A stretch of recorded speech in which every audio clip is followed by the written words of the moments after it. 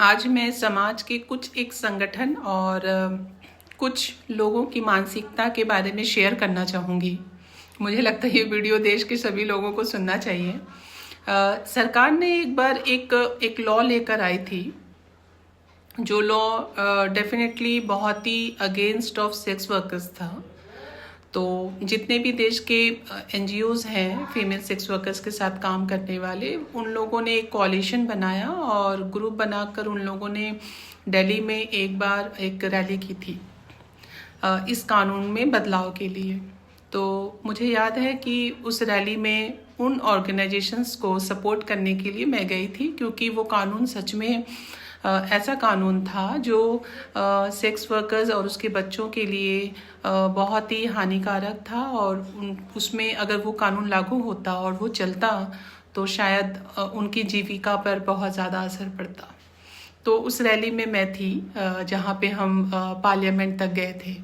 मुझे याद है कुछ एक संगठन मिलकर वो रैली होने के बाद उन लोगों ने तलवार और बाकी सब हथियार वगैरह लेकर पार्लियामेंट के सामने आए थे, और काफ़ी मात्रा काफ़ी संख्या में, और उन्होंने सेक्स वर्कर्स राइट्स को धर्म के साथ जोड़ दिया। और उन्होंने अपना ज्ञापन पार्लियामेंट के सामने रखा कि ये जो कानून है ये बिल्कुल सही है और सेक्स वर्क बिल्कुल बंद होना चाहिए, ये हमारी संस्कृति वगैरह वगैरह के खिलाफ है।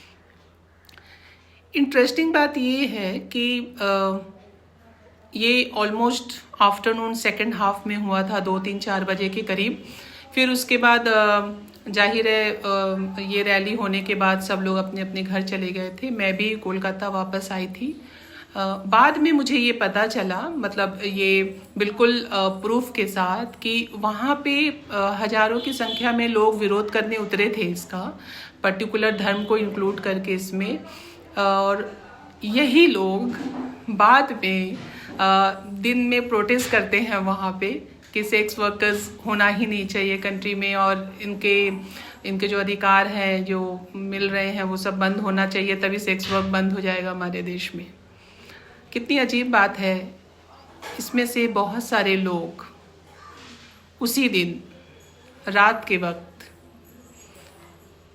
दिल्ली के रेड लाइट एरिया में दिखाई देते जाते हैं।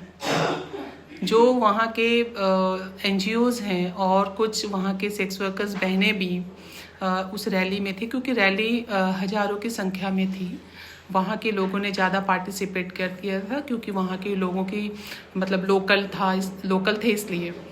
तो कितनी इंटरेस्टिंग बात है ना कि जिन लोगों ने दिन में अपने आप को सभ्य समाज का हिस्सा बताते हुए इसको धर्म से जोड़कर इसके खिलाफ बातें की, वही लोग शाम को GB रोड में जो रेड लाइट एरिया है दिल्ली का, वहाँ पे वो लोग दिखाई देते हैं रात के समय में, क्योंकि उनके कपड़े भी वैसे थे और वो इजीली पहचाने गए वहाँ के NGOs के द्वारा, वहाँ के महिलाओं के द्वारा।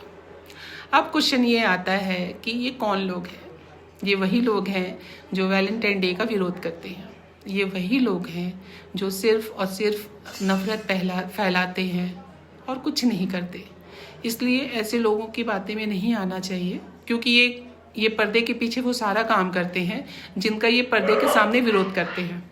इसलिए मैं देशवासियों से यही अनुरोध करूंगी कि वैलेंटाइन डे हो या कोई भी डे हो, अगर आप इसको सेलिब्रेट करना चाहते हैं, आप किसी को नुकसान नहीं पहुंचा रहे हैं, और इस दिन से प्यार से तो रिलेशन अच्छे बनते हैं, हेल्थ बेटर होता है और नफरत ख़त्म होती है, तो वो दिन बुरा कैसे हो सकता है? तो इस दिन को सेलिब्रेट करिए अपने पेरेंट्स, अपनी फैमिली, अपने फ्रेंड्स, कलीग्स सब के साथ, क्योंकि प्यार तो हम सभी से करते हैं।